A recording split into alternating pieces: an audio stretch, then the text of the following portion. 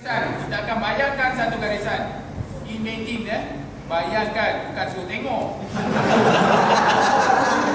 Bisa tengok kan, bayang kan?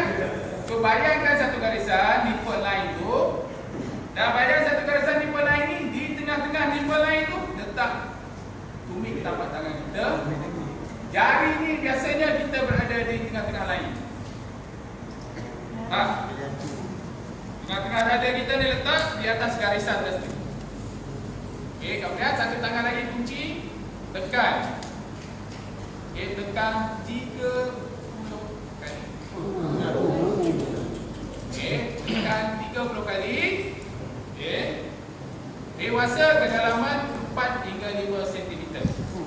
Tak payahlah nombor. Agak-agak lah kan. Okey, tekan 30 kali ya. Tangan lurus. Kalau tangan ni tak lurus, cepat penat. So tekan 1, 2, 3, 4, 5, 6, 7, 8, 9, 10, 11, 12, 13, 14, 10. Saya lah. Okey. Lepas tekan 30 kali, pergi dekat sini, lepas siap apa? Okey, saluran pernafasan. Buka saluran pernafasan. Guna kaedah iktil chin lift. Satu tangan letak dekat dahi, dua jari ni dekat dia punya dagu. Tolak.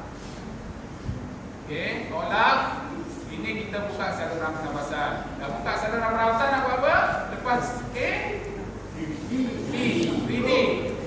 Breathing adalah kita beri bantuan pernafasan. Saya buka benda ni.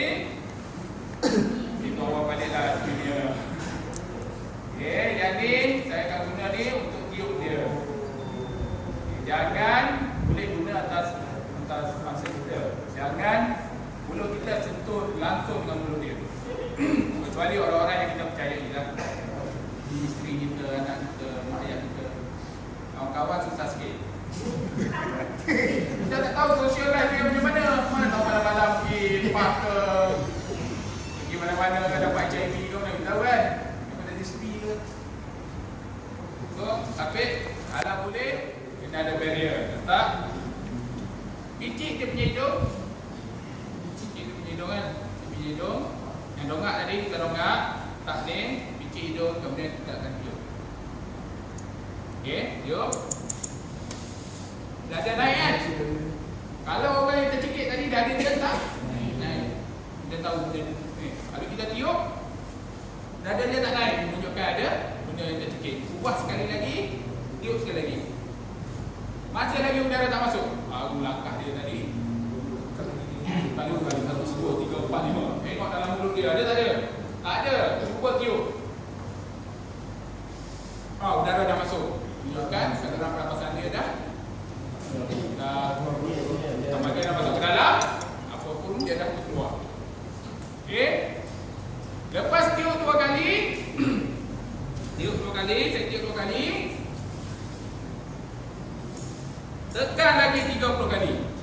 1, 2, 3, 4, 5, 6, 7, 8, 9, 10, 30. Tiup 2 kali, tekan 30. Tiup 2 kali, tekan 30. Tiup 3 kali, tekan 30. Tiup 2 kali, tekan 30. Tiup 2 kali, cek lagi. So kita akan tekan sebanyak 5 kali. 5 kali 30. 150 kali dalam masa 2 minit.